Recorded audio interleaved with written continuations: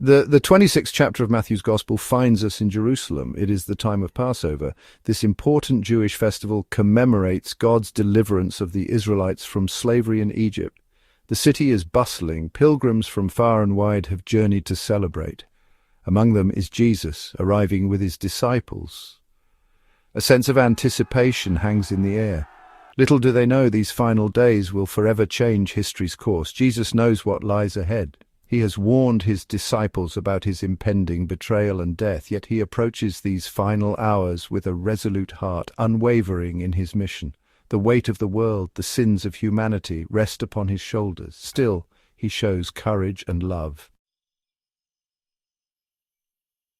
In an upper room bathed in the soft glow of oil lamps, a sacred gathering unfolds. Jesus shares a final meal with his disciples, a moment filled with deep meaning and emotion. This is not just a meal, it is the Last Supper, a poignant moment etched in the annals of Christian faith, symbolizing unity and sacrifice. Here, amidst the clinking of cups and the breaking of bread, Jesus institutes the sacrament of communion, a ritual that would transcend time. He takes the bread, blesses it, breaks it, and gives it to his disciples, saying, "Take, eat, this is my body, given for you." Similarly, he takes the cup of wine, gives thanks, and offers it to them, saying, "Drink from it, all of you. For this is my blood of the covenant, which is poured out for many for the forgiveness of sins, a promise of salvation." In this act of profound symbolism, Jesus establishes a new covenant sealed not with the blood of animals, as in the Old Testament, but with his own blood, shed for the redemption of humankind.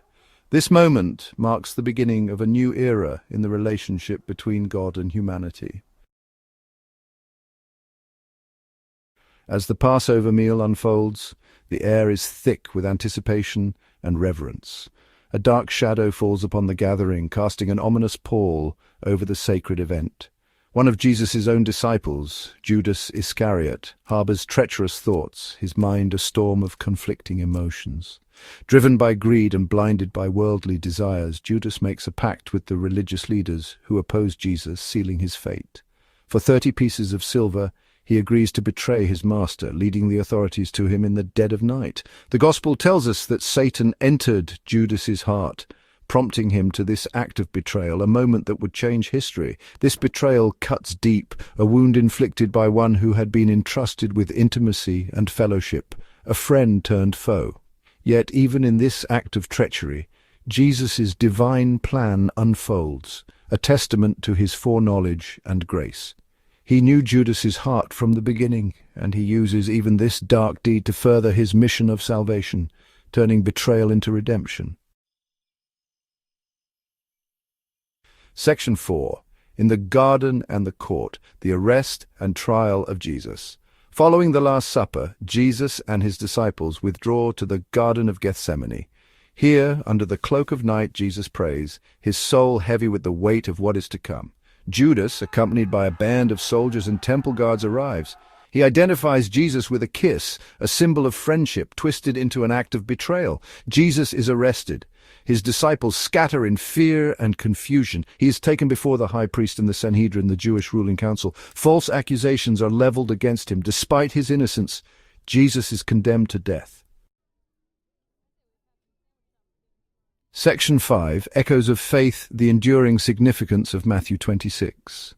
The events recounted in Matthew 26 are not mere historical anecdotes. They are profound moments that have shaped the course of history and continue to resonate deeply within the hearts of believers. They are foundational truths of the Christian faith, serving as pillars that uphold the teachings and traditions passed down through generations. The Last Supper, with its institution of communion, reminds us of the sacrifice Jesus made for us. It is a sacred tradition that binds us together as a community of faith. We are called to partake in this sacrament with hearts full of gratitude, remembering the body broken and the blood shed for our salvation. This act of remembrance is a powerful testament to our faith. Judas's betrayal stands as a stark reminder of the dangers of greed and the devastating consequences of sin. It is a cautionary tale that warns us to guard our hearts. It is a call to examine our own hearts, to root out any seeds of betrayal, and to cling steadfastly to Christ. In doing so, we strengthen our resolve to live faithfully.